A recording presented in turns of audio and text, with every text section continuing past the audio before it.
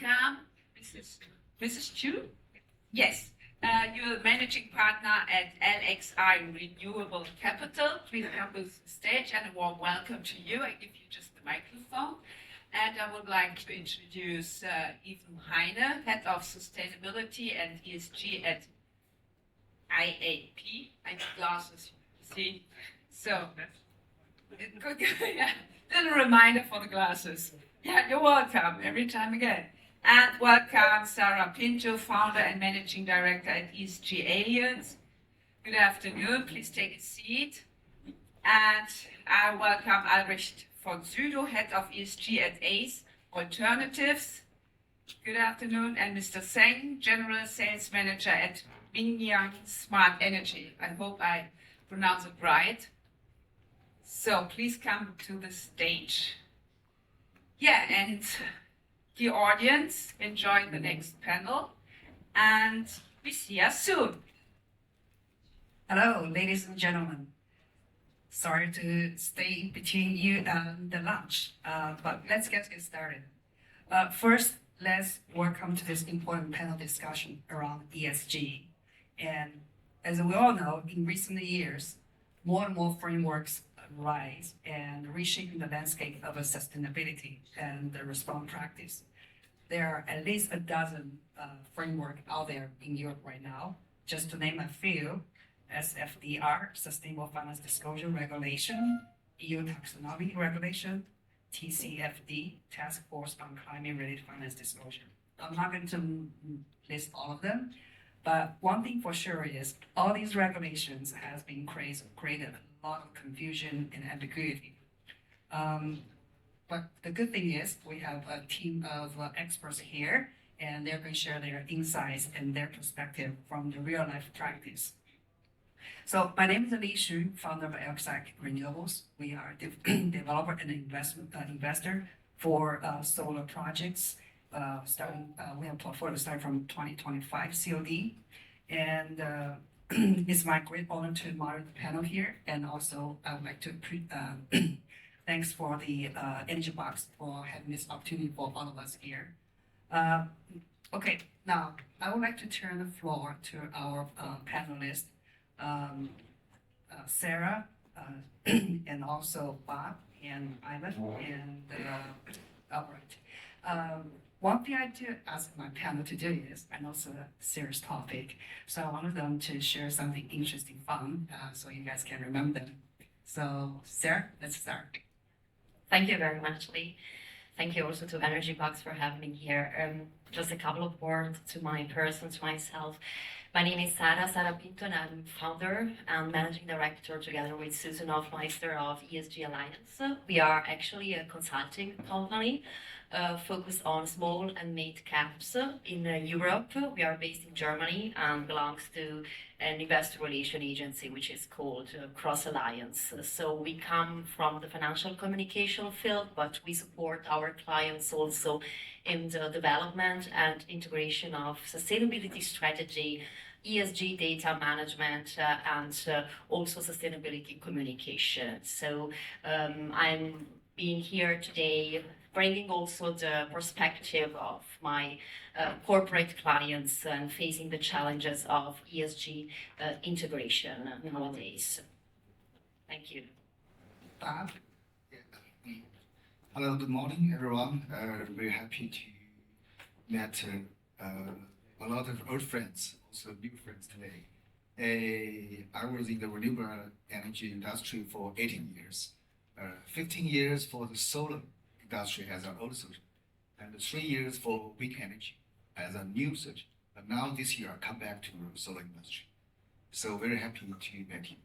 Mingyang Smart Energy is a world-leading renewable energy companies. We are top 5 wind turbine manufacturers in the world, top 2 for the offshore wind turbine. Very leading, and we also have a lot of footprints in globally, also especially in Europe. And this year for Mingyang, we also entered the PV industry, and we are producing the HGT high efficiency solar modules. So anyway, Mingyang is a group company including combined wind, solar, hydrogen, and battery storage system. Very happy, very big pleasure to meet you and for discussion with you. Thank you. Now, Ivan. Hi everybody, Ivan Heine. I work with ERP. It's called Independent Consulting and Audit Professionals out of Berlin. We're an Ecovis company. Some of you may know Ecovis, a big law and audit firm. And my specialty is ESG risk management. That's my type. And my type to solar is actually a little funny because we've just gained a few clients in the data center industry, Huawei, as some of you may know.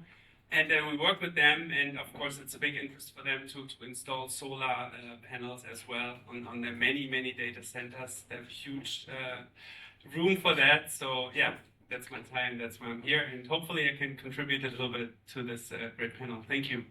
Great. Now, George. Does this work? Hello. Thank you very much for having me. I work with a company called ACE Alternatives, and we provide administration and compliance and ESG services to private equity funds and venture capital funds. And the marketing director of our firm really thinks it's a great idea to wear green shoes, and I suffer greatly because of these green shoes. But she loves posting pictures of employees with green shoes on our website.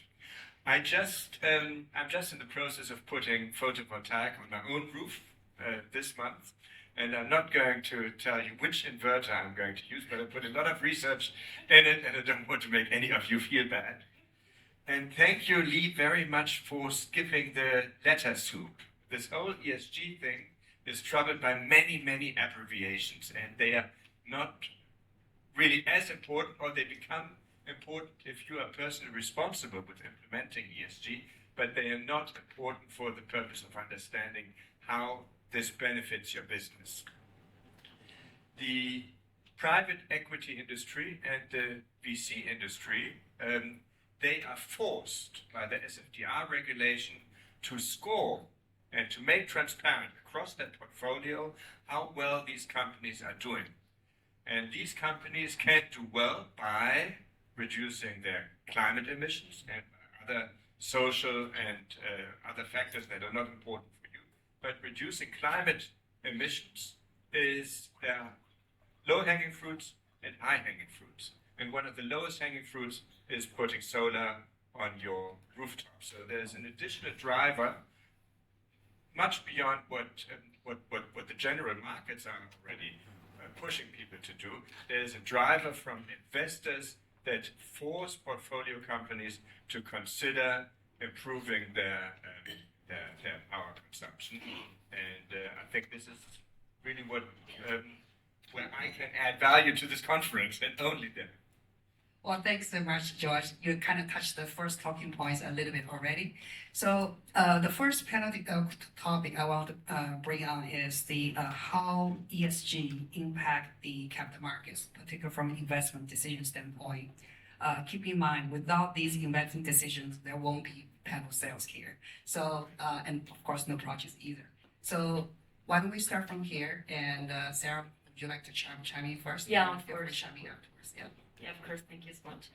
Yeah, actually, this is the main topic also in our daily business, what we experience at our company with our clients, because our main target of clients are listed companies and small and mid. And let's say that what we experience is this need of compliance, to be compliant to the pressure, let's say like that, of the expectations of big asset managers, funds managers, that actually because of the new regulation, such as like the SFRD, come with questions, with actually questionnaire to us, to our customers, and ask specific questions about ESG topics with a big relevance on the environmental issues. So I would like to present the work that we experienced with our also consulting services, like a scheme we also see that the let's say starting point for working with ESG and having to do with sustainability is first of all the compliance. But what we should try to do in our daily work and what we do actually, it is actually to give this message that the implementation of ESG factors can really become a benefit for the corporate, for the company. And what we have experienced in the past 3 to 5 years, because I would say that this is the right timeline where we have seen the big changes, is actually big pressure from the regulation side. So we have the scheme with a lot of actors. We have at the first level the regulators coming up, especially also in the past weeks, as we all know, with new sustainable finance packages, with new EU taxonomy activities and regulation for financial, non-financial institutions. Then we have the investors that have to be compliant with their regulation, but also want to reduce the impact of ESG factors from a risk management perspective in their portfolio. And then we have the company and of course also the private consumers and the retailers. And what we face is that the company in most of cases have no idea where they should start. And this is actually a big challenge because what it is ESG right now, so environmental, social and governance, it used to be CSR, so corporate sustainability, social responsibility. And it is actually something that is very important to highlight from my perspective, because we have also changed the focus of the sustainability meanings. It has been switched from the social responsibility, which used to have, let's say, an ethical component in it of the companies and of the investors, to the ESG perspective, which is actually most influenced from the risk assessment and risk management perspective. The most important reason why asset managers come to us, come to our customers, is that they should manage and reduce their non-financial risk, the ESG risks in their portfolio decisions. And there are a lot of strategies that they can implement, also based on the let's say, different types of asset classes to implement ESG criteria in their investment decisions processes. We lost time. Okay, so that's my opinion and my let's say opinion based on our experience on that. So it changed a lot. It drives actually the, let's say, the new path of companies to be sustainable. What we see is that from the compliance, a lot of businesses become also really sustainable in their, let's say, mindset, in their daily business. As coming from the financial communication world, I can say we have the luck to have a lot of different sectors in our portfolio. We have like the energy sector, with, for example, fuel cells, hydrogen fuel cells producers. We have the Bitcoin mining sectors, we have the fashion industry, and we see also which are the different focus of the asset managers on the different companies based on their industries actually. But what we see is that regulators' requirements from the funds managers, big institutional investors can really, let's say, push a company to become sustainable. It should be not like that, let's say like that from an academic world. If I have a look from, let's say, a studying and research perspective, it should start with let's say, a mindset changing of the management board, coming proactively to the ESG topics and sustainability way of doing business, and then going through the implementation and relationship and dialogue with stakeholders, among of them ESG investors, and then coming to the communication of their sustainability goals and implementation measures. But it usually go, let's say, the other way around. So it starts from the compliance needs, so the need to be compliant to ESG criteria requirements from asset managers, European regulation, because our focus is on Europe, and then become, let's say, a part of daily business. Thank you, Sarah. Anyone would like to chime in on this topic? Yeah, I'd love to. Something There's a very small thing left, I believe. Lee, your question was what the impact of these regulations are on the financial markets in general. Correct, yeah, because that's trickled down from the rest. The one aspect that Sarah detailed is compliance. It becomes a compliance issue for managers of companies. Compliance is tedious and annoying. It's nothing you love. But there's a totally and entirely expected side effect of this compliance issue, and that is really, really important to investors, that when you want to exit your company, you want to sell your company as a venture capitalist or as a private equity person, then the buyers are going to perform a due diligence based on your ESG performance. If you're good in ESG, you're getting a higher price than if you're bad on ESG. The same thing happens with access to money, access to institutional investors who want to put their money into the hands of VC funds and PE funds. They are increasingly looking at the quality of their ESG compliance sector. So it has a direct economic impact on the success both of corporations and startup companies, as well as on the performance of investors to do well on ESG. And this is changes and transports the topic from the tedious, annoying compliance office into the office of the CEO, and he becomes suddenly very interested because he can make immediately more money from from improving the ESG performance of his company. Hey, George. Yeah, maybe just to add on that, and another regulation is actually present in Germany. Some of you may not know, it's the German Due Diligence Act. It's active since January 1st. And this is mainly for companies bigger than 3,000 employees. And next year, January 1st, 24, it will be lowered to 1,000 employees. Just wanted to mention this here because it could be a big impact for you. Not only for your suppliers, but you could be a supplier for other companies. And there's new standards, new regulations. Risk management was mentioned by Sarah already, and it's a big thing for this new law. And it really relates to a lot of environmental and also slavery and human rights risks. So this is just something for you to keep in mind, just another regulation. And actually Germany is here the front runner. There's no European law passed yet, but they're working on it. But Germany is a front runner here, so if you do business here, it's very good to keep this in mind. Well, thank you. Bob would like to chime in from my standpoint. Yes, maybe I continue something. Sarah and Mr.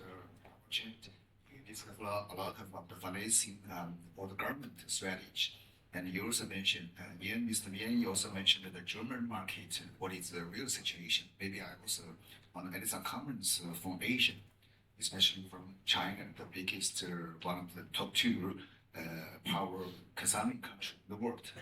So maybe you know, China government has a very strict, clear policy of by 2030, the common the top common output, that is a very strict deadline, and 2050 we will achieve the target about carbon neutrality. So that is not just a goal; it's a very heavy the tasks. So when the energy box organizer asked me, Bob, which topic you want to join for the table, the speech, I said, oh, I like this. ESG topic is very, very important, and each country in the world should perceive it personally by itself. And maybe I give you some experience of the China real market. Everyone knows China has the huge output installation in the world for the PV in the past 10 years, from 2011 September, 2010 is Germany. After that, always China. Why? Because every year we have very, very clear, detailed the allocation for each province, each year, for each section, for wind how much, rooftop how much, residential how much, and ground mounting. And from 5 years back, the wind energy, the market also booming in China. The past 3 years, offshore wind farm also installed more than 20 gigawatts. So we are closing a lot of very old summer plant, gas plant, the best part, and replacement plan is the 100 gigawatt scale, large scale wind farm so far. In the meantime, when the old solar farm and gas farm closed, the new solar farm was built. Why? To balance the consumption of the output of renewable energy. Because it's for, especially for solar, not to stay. So we need more the new high efficiency coal plant, solar plant to do balance the system. So we can see not only in China, just to give you an example, that's why the past 10 years, 5 years, why the solar farm installed so many, more than 500 gigawatts, and wind farm also more than 100 gigawatts. All the South Asian countries, there is a very strict plan to let's work together to make the social responsibility. Well, thank you. So, without doubt, there's no matter from regulatory standpoint, risk standpoint, or the capital market standpoint, ESG is everywhere, especially in Europe. It's definitely leading in the global space. Some of the regulation, the rules framework has become mandatory. So with that, it's like it, not like it, we have to adopt and implement the specific procedures in your day-to-day operation. Start from capital markets and corporations and their suppliers, but on a global base. So come to the real life adoption, that's a totally different story. Challenges are everywhere. Now let's talk about real life work. Start with you. Okay, sure. We always advise the clients to basically, for sure, to start. It's always it's a good thing, not only talk about it for months and to get really started. Like we heard today, there's a lot of regulation out there. Something is not approved yet into law. So really good advice is to really get started, to get some maybe external advice. I've just heard this week that a friend of mine started as a new CIO, so Chief Information Officer, and she was told to cover the ESG topic. So so this is really happening nowadays for a big global mutual fund company. It's good to get started, but to get at least some advice where to set up ESG, to have maybe a dedicated person. And since I'm an auditor, processes are always important to get something in writing, document something, have a policy. So this is my first advice. George? Yeah, I'm really in the gritty mud of ESG implementation, especially SFTR compliance implementation. The problem is not that it's difficult. The problem is that the problem presents itself in a foreign language. So what I need 30 minutes of my time to help people set their ESG reporting system up, and I need 3 to 4 hours of my time to teach them the new language. The problem is not difficult, it's actually very easy. The challenge is for a company to define how little they actually need in order to be compliant, and to start a culture of learning so they can harvest the benefits the economic benefits from collecting these additional layers of information. It's mostly learning, educating. I need 3 hours to educate partners of a fund.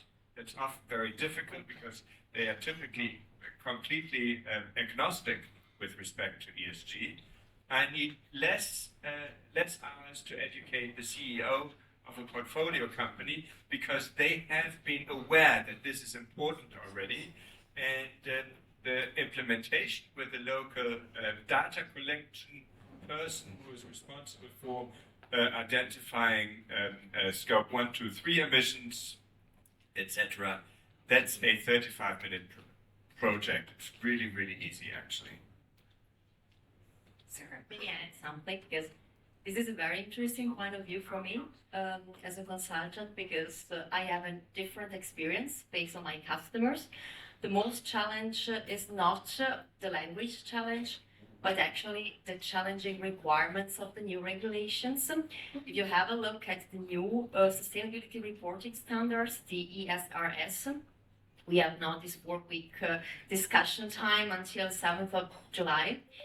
They present something like more 1,100 ESG fields, which are not mandatory, except from the number 2, but they should be, let's say, analyzed based on the double materiality assessment. So the most challenge, like a couple of years ago, was the materiality analysis based on the GRI standards. Now it is the double materiality analysis, is actually also taking the time and finding the time to go through all the requirements of the new regulatory. I'm talking from the perspective of a small or mid-sized company, no matter if they are listed or not. Now we are talking about listed companies because they are affected by the actual regulation, but it is like that. So pick the management board members that have something like 100,000 things to do on a day, and then tell them, okay, we have to sit down and we have to go through all the 1,100 ESG handling fields in order to run your materiality assessment. I mean, even maybe you have your experience as an auditor, and tell, okay, but before doing that, there is an important aspect that sometimes is like forgotten. It is the governance aspect, because it is not only a part of ESG, like environment, social governance, but actually it has to do with the structure of a company. And if you are a very big corporation and you are able to invest, let's say, 1 million, 2 million per year just to build your ESG team or task force, it could be okay. But if you are small or mid caps, you have also to deal with the budget matter, and it means also making your calculation with, let's say, limited resources, human resources, time resourcing, and financial resourcing, and tell, okay, we now have to run this materiality assessment with stakeholder engagement. It doesn't last, let's say, less than 5 to 6 months. And 5 to 6 months is a big, huge amount of time for a mid or small cap. And this is actually, for me, as for my team, the big challenge facing with our customers, and we try to help them and taking, let's say, the pain out of these processes, because you have then a documented report about it, because then can the auditor and prove your management report and want to see all the protocols and documented processes. Otherwise, you're out. You are not compliant. So this is what we are experiencing, actually. And it was, I couldn't imagine that from your perspective, the language is the most challenge, the most big challenge. So thank you for sharing that. Wow, tough life for small and mid-cap companies. What about supplier side, Bob? Yeah. Really, I learned a lot from you, versed from financing background, and as the renewable energy equipment supply, the one most important player in this market, I still want to say, really European is really very good at the ESG, the policies, execution, all the policies making. So we are also learning from you. And from our side, our responsibility is also try to create more opportunities in our territory. For example, like EDF, we also contact with even BP. Want work together with me to find some opportunities not only in China, also in the North Sea, Europe, to work together for some fighting large scale offshore wind market. So that's we are creating a lot of opportunities for the carbon maturity. And we have developed 10 gigawatts solar farm, wind farm in China. We sold about 7 some state-owned companies. We still keep 3 gigawatts in our hands, and we're not only the manufacturer, we are also the quite big developer, real developer in China. And many of world leading companies, they also come to our office, come to our HQ to discuss with whether can transfer some military shares to them for their overseas business, the carbon neutrality, not only in Europe, not only in the United States. So that is what happened. Anyway, as the manufacturing side, I want to say we want to tightly cooperation with you together to make this procedure to be faster, more stable in the coming 5 or 10 years. It's a long term, long strategy for global in each country. Thank you. Well, thanks, Bob. So on a note, as IPP or developer operator, we are default belong to the scope 3 emission reduction. So that's the good news for us. Now we would like to open the floor for the audience. Anyone have questions for us? So just raise your hand if there's any question. Oh, I think your answer were very specific, so there's no question left. Oh, there's one question. I come around. 1 second, please. Sky. About ESG implementation, I don't realize most is allocation of capital. I don't know whether it can be seen. It's shiny with a nice. Talking of one of the largest asset managers, Vanguard, and their position on ESG, and actually rolling over backwards, one could assume. Do you see a larger trend of the larger asset managers, especially from the Atlantic? And is that a European thing, or will it remain a global and keep its structure?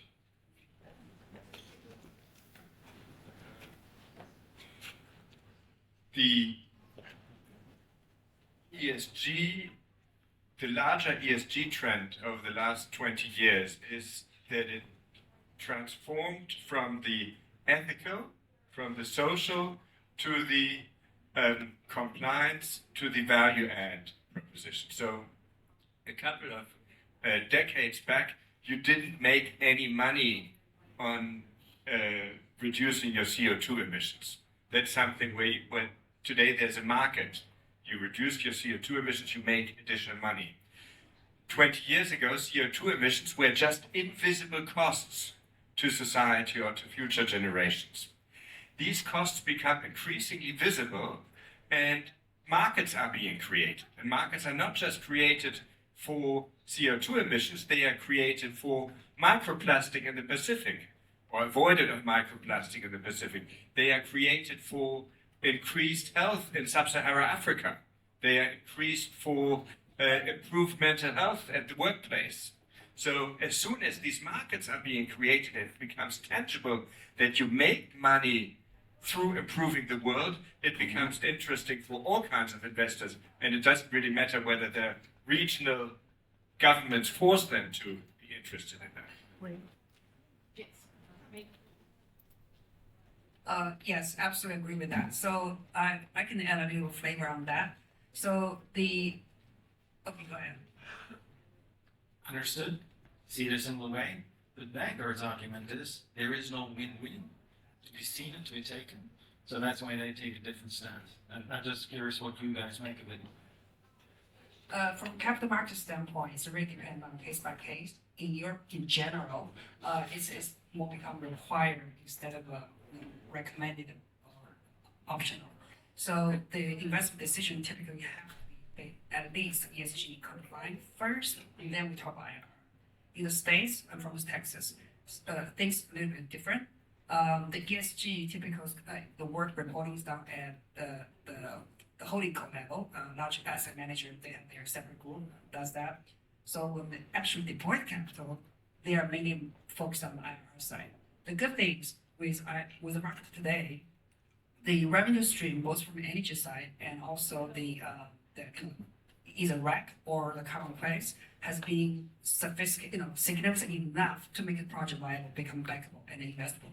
So doesn't matter which approach, this asset class has become, we can both comply with ESG and also generate meaningful revenue and the yield for investors.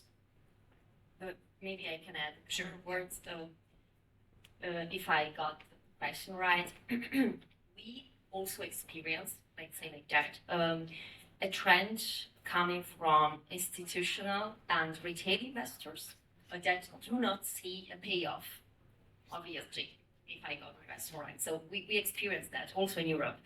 We have customers where there are investment from the US and Europe. So I can give a couple of perspectives about that.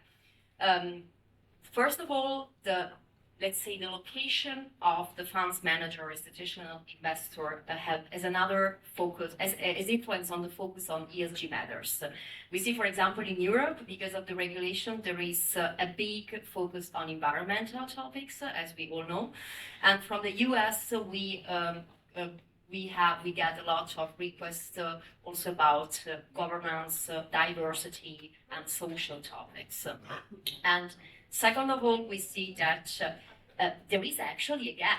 It is like that. You cannot always draw like a line of direct correlation between investment in ESG criteria and return on your assets and on your financial position. It is because the, let's say, timeline of the implementation of ESG criteria is different from the expectation of an investor. So an investor wants to see the share price going up, wants to see good, let's say, an increase of EBIT, EBITDA, and of revenues. And in order to be a company which is compliant or which is sustainable, you need firstly to invest. You need to put your resources in it, and it pays off in the long term. So I guess that most problem that we experience also when we speak to investors is actually this timing gap between the, let's say, expectation of investors and the payoff period of ESG criteria and investing in that. And of course, I guess that because of our globalized world and globalization in the economy world, it has no boundaries. Because as I said before, we have German customers operating worldwide. It means that they are affected also not all from national laws, but also from national laws in China, Canada, Netherlands. But they are also they are being financed from worldwide investors. So maybe, let's say, a bigger dialogue between governments and maybe something like the World Climate Conference, like the upcoming COP, could help in that. Should, let's say like that.